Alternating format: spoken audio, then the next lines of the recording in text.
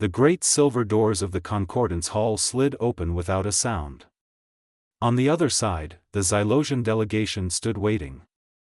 They were tall and slender, their bodies covered in fine, gray feathers that shimmered under the soft lights. Their faces were sharp, with large, dark eyes that held no warmth. They watched as the humans walked in. Leading the human group was Envoy Park Mina. She was a woman with a calm face and intelligent eyes. She wore a simple, dark uniform. At her side was Captain Lee Jun. He was not as tall as the Xylosians, but he carried himself with a quiet confidence. His eyes moved slowly around the room, noticing everything. The room itself was a perfect circle, all white and silver. A large, round table stood in the center. The air was cool and smelled of nothing. It was a place designed to feel peaceful, but today it felt tense. The head Xylosian, Ambassador Kale, stepped forward. The feathers on his neck ruffled slightly. Envoy Park. Captain Lee, he said, his voice a dry whisper.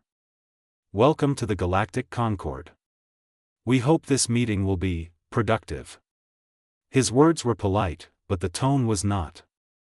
Mina gave a small, formal bow. Thank you, Ambassador Kale. We are grateful for this opportunity.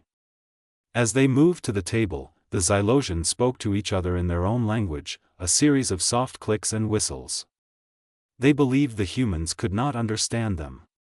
Look at them, one of them clicked, an advisor with blue-tipped feathers. So solid. So heavy on their feet. Like beasts from a mud world. Observe their posture, another whistled back. No grace. They are predators, straight from their violent history. It is a miracle they have not torn each other apart yet. Captain Lee Jun's face showed no reaction. He simply pulled out a chair for Envoy Park Mina before sitting down himself. His movements were smooth and efficient.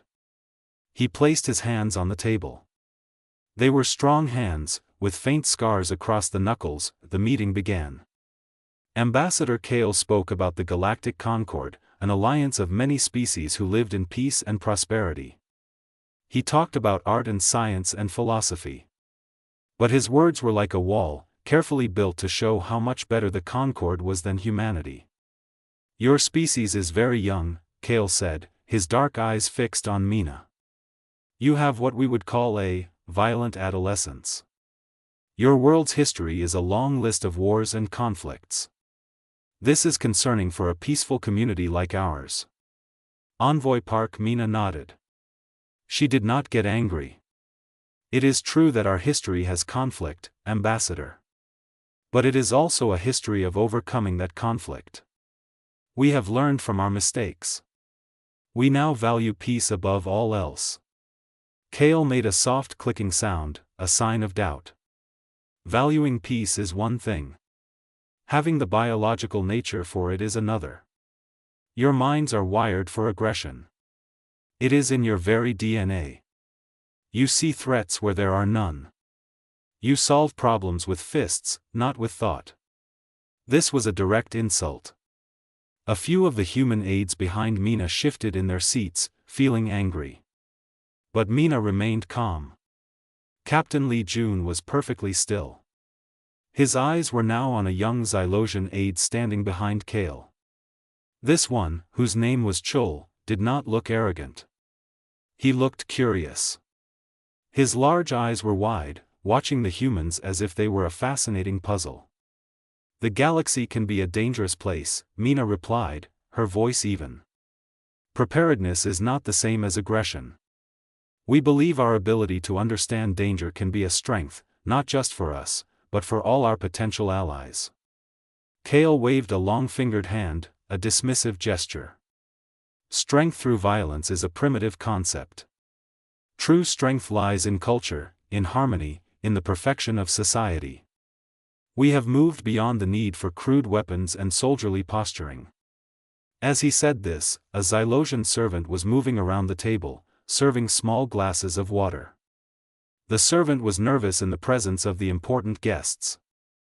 As it reached near Captain Jun, its long fingers fumbled, and a data slate it was carrying slipped from its grasp. The slate clattered on the floor and skidded under the table. The room froze. For the Xylosians, such a clumsy mistake in the middle of a formal meeting was a deep embarrassment. The servant stood frozen in horror, but even before the slate had come to a rest, Li Jun had moved. It was not a large movement. He did not stand up. He simply dropped one hand below the table. His body turned just enough. His arm moved with a speed that was almost invisible. There was no grunt of effort, no scrambling. It was a single, fluid motion. One moment the slate was falling. The next, Captain June was sitting upright again, the data slate held securely in his hand. He had caught it before most people in the room had even registered the fall. He looked at the terrified servant and gave a small, kind smile. He held out the slate. "I believe this is yours," he said, his voice quiet and calm. The servant took the slate with trembling hands and bowed deeply, making a flustered series of clicks before hurrying away. The silence in the room was now heavy and different. The earlier arrogance of the Xylosians was gone, replaced by a new, uncertain tension. They had just seen something impossible. Humans, in their view, were supposed to be slow and clumsy. They were mammals, burdened by heavy bones and crude muscles.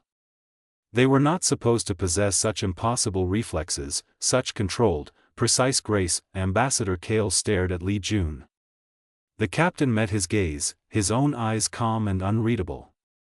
He had not spoken a single word in his own defense, but his action had spoken volumes. He had just demonstrated that the human predators were not loud, obvious brutes. They were controlled.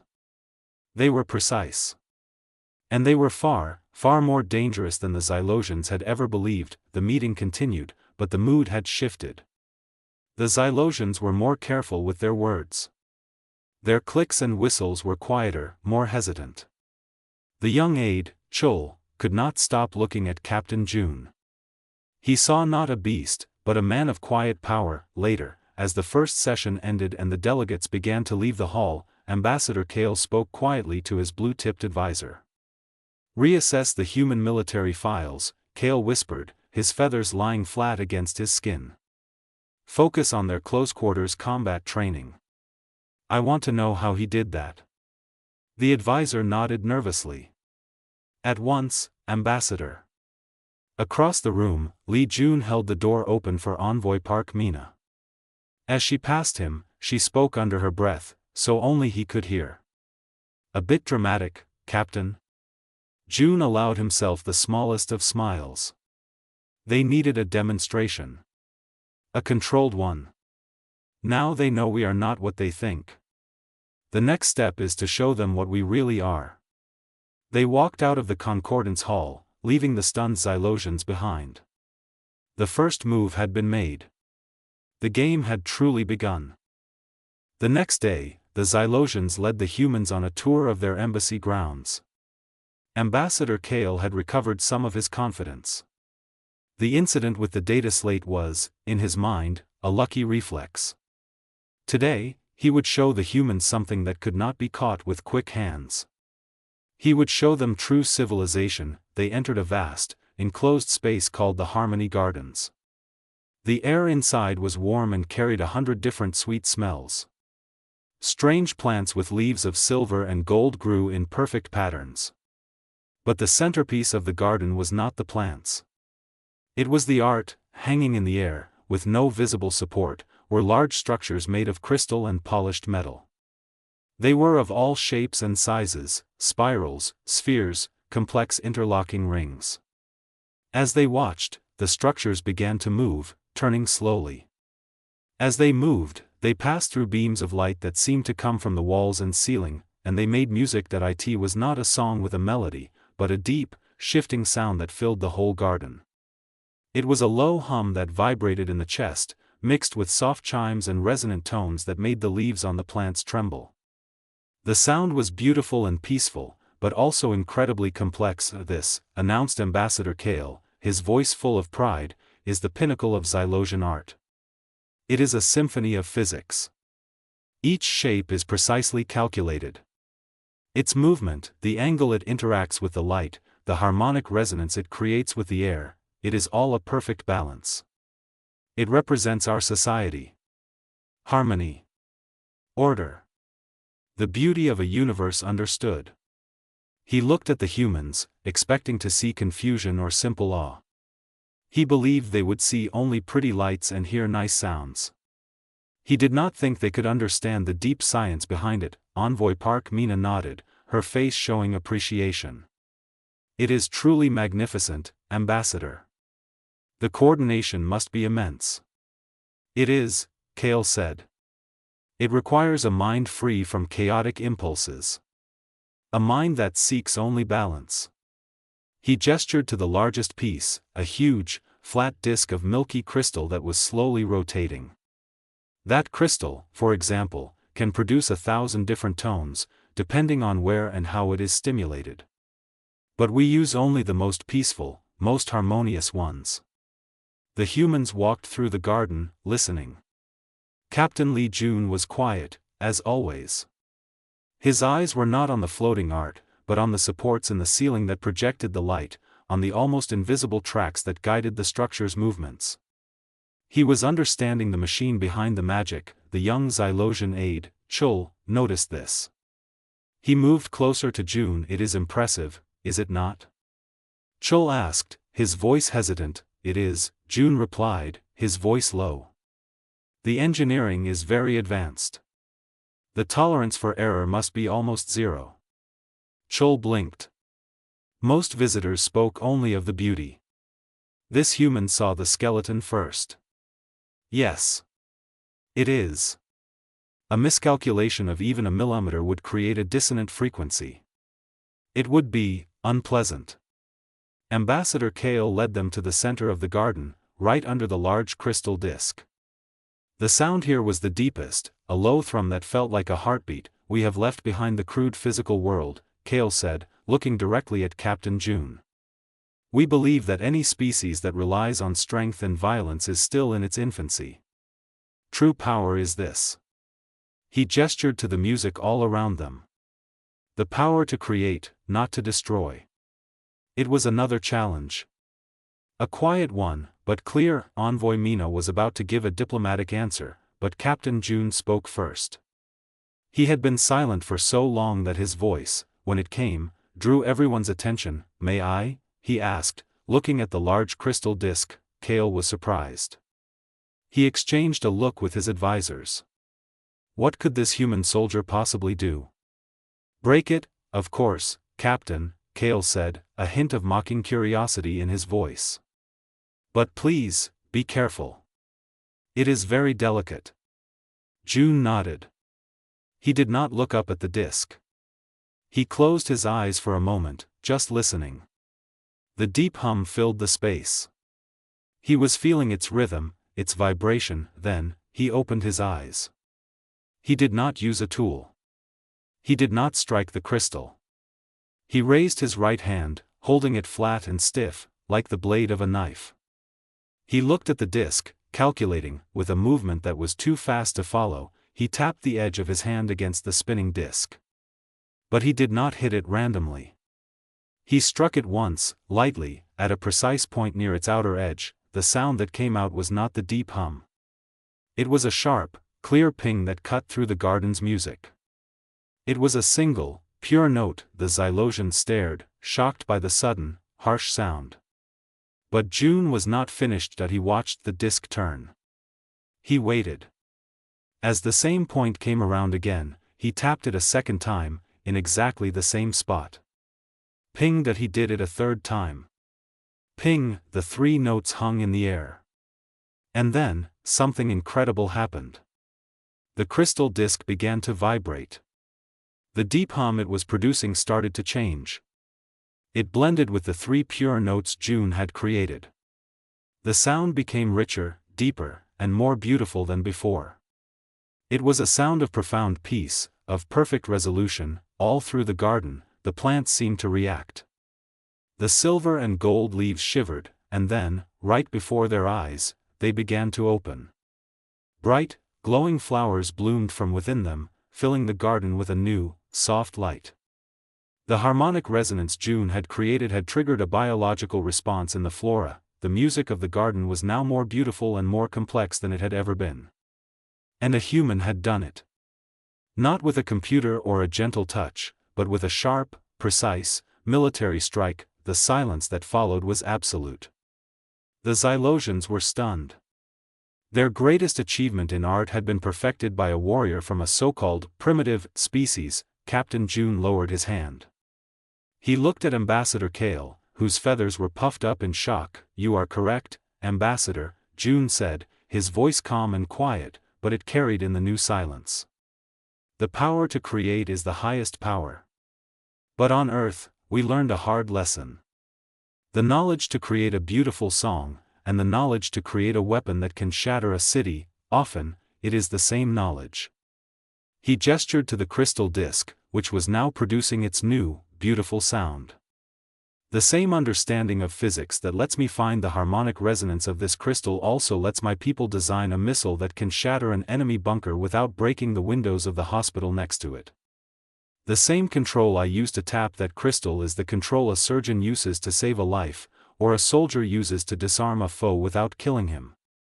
He looked around at the stunned Xylosians, his gaze finally resting on Kale. "The ability to destroy is easy. Every animal has it. The ability to create is more difficult. But the most difficult thing of all is to have both the power to destroy and the wisdom not to use it. The choice, the conscious choice to create instead, that is what defines my species now." He had taken their lesson about peace and turned it into a lesson about human strength. He had shown them that human peace was not born from weakness or ignorance.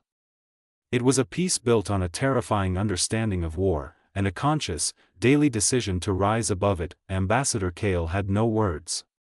His entire worldview was cracking. He had seen a human not as a clumsy beast, but as a master of controlled force. Now, he saw that the human's mind was just as sharp as his reflexes. The young aide, Chul, looked at Captain June with something like awe. He saw not a predator, but a philosopher-warrior. He saw a depth to humanity that his people had never imagined. The tour ended soon after. The Xylosians were quiet and thoughtful. The humans had not argued. They had not threatened. They had simply demonstrated that the galaxy's understanding of dangerous was very, very simple. And humanity was far more complex. The air in the conference room had changed since the visit to the Harmony Gardens. The Xylosians were no longer openly condescending. Now, they were watchful and cautious. They spoke to the humans with a new, careful politeness. They were trying to understand the puzzle that was Captain Lee June. Ambassador Kale began the morning session by talking about trade and cultural exchange. His words were smooth, but his feathers were still slightly ruffled from the day before. He proposed sending Xylosian teachers to Earth to instruct humanity in the ways of advanced civilization. Envoy Park Mina listened patiently. "We are always eager to learn, Ambassador," she said. "But exchange goes both ways. Perhaps your people could also learn from ours. We have a deep understanding of resilience, of building from nothing." Kale gave a soft click. "A noble sentiment. But our society is built on a foundation of 10,000 years of peace. We have moved beyond the need for such harsh lessons." It was at that moment that the alarms sounded. They were not loud, blaring alarms. They were a series of rapid, high-pitched chimes that echoed through the embassy. To the humans, it meant nothing. But to the Xylosians, it was a sound of pure terror. Every Xylosian in the room froze. Their dark eyes widened. Ambassador Kale stood up so quickly his chair tipped over backwards with a clatter. The look on his face was one of utter panic. "What is it?" Envoy Mina asked, her voice calm but firm. Kale did not seem to hear her. He was staring at a view screen that lit up on the far wall. Symbols in the Xylosian language flashed across it, red and urgent. The young aide, Chul, was the one who answered, his voice trembling. "It is a perimeter alert. Level 1. It means a hostile fleet has just emerged from the nebula at the edge of our system. It is the Kthar." The name meant nothing to the humans, but the reaction of the Xylosians said everything. Advisors began clicking frantically. Some looked like they were going to be sick. "Explain the Kthar," Captain June said. His voice was not loud, but it cut through the panic. He was already on his feet, his posture straight and ready. They are beasts." Kale stammered, his composure completely gone. "A warrior species. They conquer. They destroy. They do not talk. They are everything we have worked to move beyond." He looked at the screen with despair. "They are heading for our homeworld. It is undefended." "Undefended?" Mina asked, surprised. "You have no fleet?" "Our fleet is for ceremony. For show." Kale cried out, his voice cracking. "It is meant to look impressive to discourage attacks. It has no real weapons. We never believed anyone would be so barbaric as to actually attack us." The irony was bitter. The species that had looked down on humans for their violent history had no defense against violence itself. Their perfect society was a beautiful glass vase, about to be smashed by a rock. On the view screen, a live feed appeared. It showed a fleet of ships. They were not sleek and silver like the Xylosian vessels. They were jagged and dark, covered in spikes and rough metal plates. They looked like floating fortresses built for war. They moved in a disorderly swarm, but they were moving fast, directly toward the bright green and blue dot of the Xylosian homeworld. Panic turned into chaos in the conference room. Xylosian commanders were shouting over comms, their voices high with fear. Orders were given and countermanded. They had no plan. Their entire strategy for 1,000 years had been to appear too peaceful to attack. That strategy had just failed. Captain June watched the screen for a full minute, his face a mask of concentration. He was not panicking. He was assessing. He saw the number of Kthar ships. He saw their formation, which was aggressive but messy. He saw their trajectory. He turned to Envoy Mina and spoke in a low voice. "They are bullies. They see a target that cannot fight back. They expect no resistance." Mina nodded. "Can we do anything?" Before June could answer, Ambassador Kale stumbled toward them. The arrogance was gone from his face, replaced by a raw, desperate hope. He looked from Mina to June, finally settling on the captain. "Your ship," Kale said, his voice a desperate whisper. "The Dauntless Spirit. It is a warship, yes. You have weapons? You can fight them?" June met his gaze. "The Dauntless Spirit is a diplomatic vessel with defensive capabilities. It is not a battleship. There is one of us and dozens of them. A direct fight would be suicide." The hope in Kale's eyes died. He sagged, looking defeated. "Then it is over. Our world, our people, everything will be destroyed. We have no warriors. We have no one to protect us." He looked at the humans with a new, painful understanding. He had spent days insulting them for their history of war. Now, in his moment of greatest need, they were the only ones in the room who understood war at all. And he had just been told they could not help. The young aide, Chol, was watching Captain June. He saw that the human captain was not defeated. He was thinking. His eyes were still focused, calculating. "Captain," Chol said softly, drawing June's attention. "You said a direct fight is suicide. Does that mean there is another way?" June looked at the young Xylosian. He saw the intelligence and the courage there, buried under generations of fear. He gave a small, almost imperceptible nod. "Ambassador Kale," June said, his voice now taking on a new tone. It was the tone of a commander. It was full of authority. "I need a direct link to my ship. I need all the sensor data you have on the Kthar.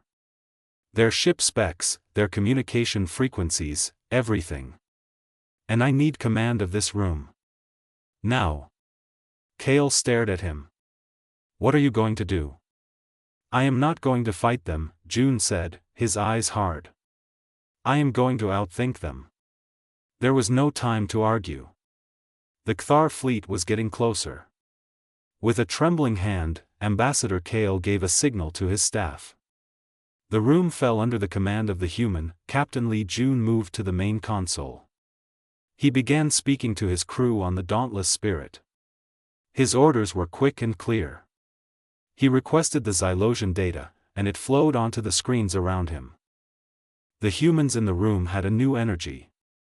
They had a purpose. The Xylosians watched, confused and scared, as the people they called predators prepared to save them. The stage was set for a battle. But not a battle of weapons. It would be a battle of wits. The diplomatic warrior was going to war. The conference room was now a command center. The view screens were filled with data and live images of the approaching Kthar fleet. The Xylosians huddled together, their fearful clicks filling the air. They watched Captain Lee June, who stood perfectly still in the middle of the chaos that he was listening to his crew on the Dauntless Spirit. Confirming receipt of Xylosian sensor data now, Captain, said a voice from the speaker. The Kthar fleet consists of 27 vessels. Their lead ship is the largest. It is broadcasting a wide-range victory chant. A victory chant? Envoy Mina asked, standing near June. They are already celebrating, June said quietly. They believe this will be easy. He looked at the data scrolling down a screen. Their ships are heavy, built for assault. Their shields are strong at the front, weak at the rear. They are confident. Arrogant.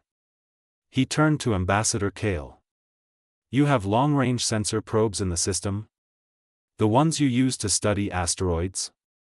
Kale, looking confused, nodded. Yes, of course. But they have no weapons. I do not need weapons, June said. I need to move rocks. He began giving orders to his ship. Helm, plot a course for the Kiran Belt. Use the Xylosian probe network to scan for asteroids between 3 and 5 meters in diameter. I need a dozen. On the main screen, a view of the Dauntless Spirit appeared. The human ship, sleek and gray, turned away from the embassy and shot toward a field of asteroids that drifted at the edge of the star system. What is he doing? Whispered one of the Xylosian advisors. Is he running? The young aide, Chol, watched the screen intently. No, he said. He is not running. Look. The Dauntless Spirit fired its engines, not toward the enemy, but toward a cluster of asteroids. It moved carefully among them. His ship is too small to destroy the asteroids, another advisor said. He is not trying to destroy them, Chol realized, his eyes wide. He is hurting them. Using precise bursts from its maneuvering thrusters, the Dauntless Spirit was nudging the asteroids, changing their paths. It was like a sheepdog moving its flock. One by one, the asteroids were pushed onto a new course, a course that would take them directly through the path of the Kthar fleet. On the Kthar command frequency, which the Xylosians were monitoring, a gruff voice growled. The Xylosian gnats are throwing pebbles at us. Pathetic. Ignore them. Maintain speed. The asteroids were too small to be a real threat. The Kthar ship's shields easily deflected them. But each impact caused a small, bright flash on the sensors. Their commander is impatient, June said, watching the enemy fleet's reaction. He sees this as an insult. A delay. He will not change course, but he will get angry. An angry enemy is a careless enemy. Next, June had his communications officer activate a powerful, focused broadcast. It was not a message of peace. It was a complex electronic signal. What is that? Ambassador Kale asked. It is a ghost, June said. It is a sensor echo. I am making it look like there are many more ships hiding in the nebula behind the Kthar. I am making it seem like they are flying into a trap.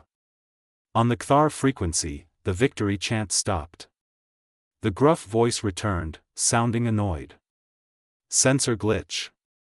There is nothing there. It is a Xylosian trick. They are cowards. But the Kthar fleet slowed down just a little. The ships tightened their formation. They were becoming cautious. June nodded. Good. Now for the final move. He looked at the main screen. Helm, new orders. Full power to engines. Course 020. Take us directly toward the pulsar. A gasp went through the Xylosians. The pulsar was a dead star that spun rapidly, emitting powerful and dangerous radiation. No ship could go near it. You will be killed. Kale exclaimed.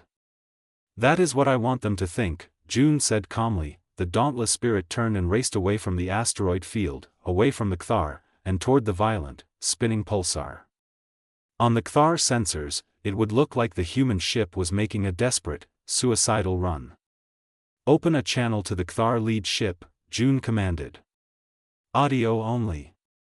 The channel crackled open. The gruff voice snarled, Who dares speak to Gorik the Destroyer? This is Captain Lee June of the Earth ship Dauntless Spirit, June said, his voice steady and cold. You are trespassing in a protected system. Turn back now. Gorik laughed, a harsh, grating sound. Or what, little human? You will throw more rocks? You will hide in the radiation? You are a fool. Your shields are weak at the rear, June stated, as if reading from a list.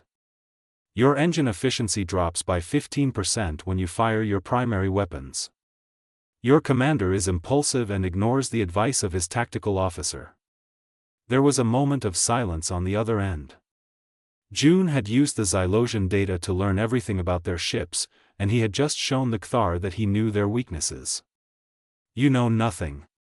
Gorik roared, but he sounded less sure.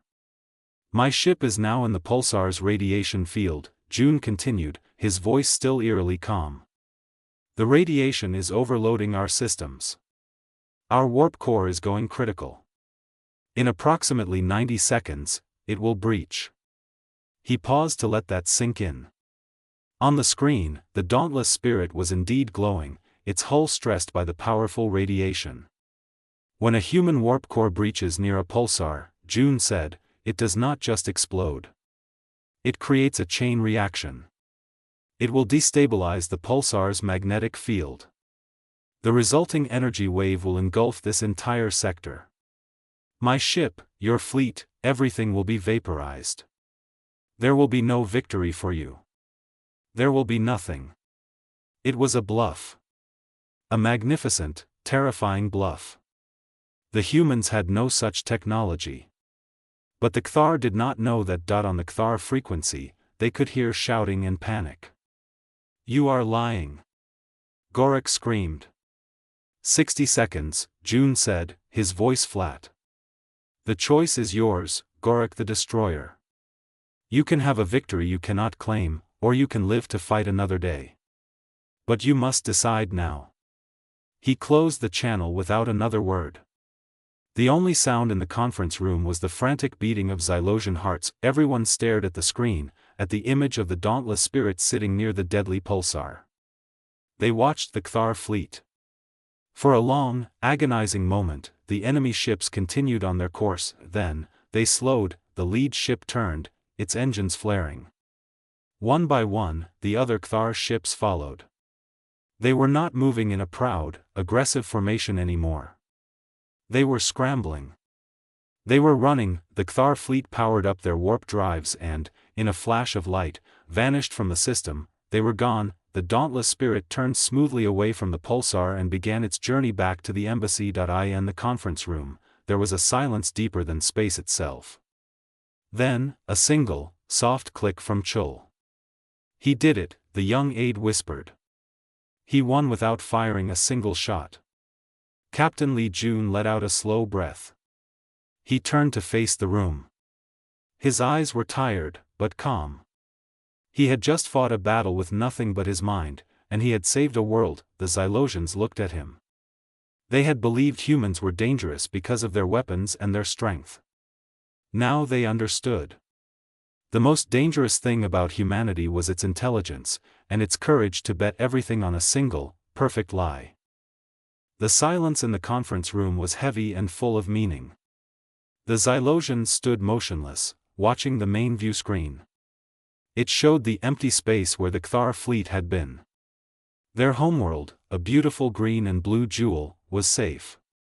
It had been saved by the very thing they had feared and mocked. Captain Lee Jun stood quietly, speaking in a low voice to his crew on the Dauntless Spirit, confirming that the Kthar were truly gone. Envoy Park Mina watched the Xylosians, her face calm but her eyes sharp. She was waiting to see what they would do next. Ambassador Kale was the first to move. He slowly walked toward Captain Jun. His tall frame seemed less proud now. His gray feathers were flat and smooth, a sign of submission and deep thought. He stopped in front of Jun and did something no Xylosian had ever done to a human. He bowed. It was a deep, formal bow of immense respect. Captain Lee Jun, Kale said, his voice no longer a dry whisper, but filled with raw emotion. You have saved our world. Our people. Everything we are. We are in your debt. Jun gave a small, respectful nod in return. We are all in debt to peace, Ambassador. I am glad we could help protect it. Kale straightened up. His large, dark eyes were fixed on Jun, full of a painful confusion. I do not understand, he admitted. It was a hard thing for him to say. For days, we have believed your species was dangerous. We saw your history and we were afraid. We called you predators. But today, the real predators came. And you did not fight them. You did not use your weapons. You used your mind. You used a trick. He struggled to find the right word. Why? Why was a warrior like you sent to be a diplomat? It makes no sense to us. This was the moment. Jun looked at Mina, and she gave him a slight nod. He turned back to Kale, and to all the other Xylosians who were listening. A warrior who only knows how to fight is a danger to everyone, Jun began, his voice clear and simple. He solves every problem with a hammer. Sooner or later, everything looks like a nail to him. He will start fights that never needed to happen. My people have had many such warriors in our past. We learned this lesson in Rivers of Blood. He paused, letting them remember their own insults about human violence. And a diplomat, he continued, who does not understand the nature of conflict, is a fool. He makes promises on paper that cannot be kept in the real world.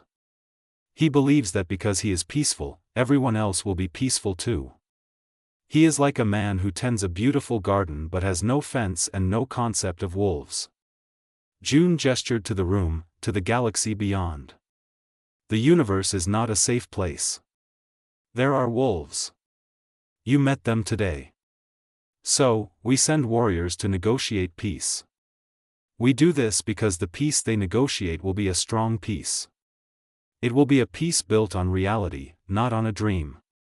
It is a peace that understands the cost of war, and chooses to avoid it every single day. He looked directly at Kale. You asked why I was sent. It is because I know 100 ways to destroy a Kthar warship. But I spent all my energy today finding the one way to save you without destroying anyone. That is the human way now. The most dangerous weapon is the one you never have to draw. Its greatest power is in remaining sheathed. The Xylosians were silent, absorbing his words. They had seen the theory proven in front of them. The human had the power to fight, but his true strength was in his restraint. His wisdom was his ultimate weapon. The young aide, Chul, stepped forward. He was holding a data slate, and his eyes were bright with a new understanding. You did not see us as weak, he said to Jun. You saw us as different. And you used what was different about us, our sensors, our probes, as part of your strategy. You did not try to make us into warriors. You used our own tools to save us. Jun nodded at the young Xylosian. A good commander uses all the tools he is given. You have great tools, Chul. You just forgot that they could be used for defense. In the days that followed, the mood in the embassy changed completely. The talks of cultural exchange were no longer about the Xylosians teaching the humans. Now, they were true talks. The humans shared their knowledge of tactical analysis and crisis management. The Xylosians shared their advanced science and art. A new treaty was drafted. It was called the Pact of the Sheathed Blade. It was a promise of mutual defense and deep cooperation, built on the understanding that true strength was a combination of power and wisdom. On the final day, as the human delegation prepared to leave, Ambassador Kale made an announcement. The Galactic Concord has voted, he said, standing beside Envoy Mina. They have accepted humanity as a full member. And, they have asked me to appoint a new permanent liaison to the human government. Someone who understands this new partnership. He turned to his young aide. Chul has shown great insight. He sees the value in strength that serves peace. He will be our voice to you, and your voice to us. Chul bowed deeply to his ambassador, and then to Captain June and Envoy Mina. I will do my best to honor your lesson, he said. As Captain June and Envoy Park Mina walked back to their ship, the Dauntless Spirit, the sun was setting over the embassy's spires. That was well done, June, Mina said. You gave them a new definition of dangerous. June looked back at the gleaming embassy, where Chul stood watching them. They believed we were dangerous because we were warriors. Now they understand. We are dangerous because we are diplomats who know how to win wars before they start. That is a much more useful kind of danger. Inside the embassy, Chul looked at the star chart on the wall. He looked at the symbol now placed over Earth, a member world of the Concord. He did not see a world of brutish predators. He saw a world of diplomatic warriors. He saw a species that had looked into the darkness of its own soul and had chosen, every day, to carry a weapon and to light a candle instead. The galaxy had been afraid of the wrong thing. Humanity was not dangerous because of its capacity for violence. It was dangerous because of its terrifying, brilliant, and unwavering capacity for peace. And for the first time, the galaxy felt a little safer because of it.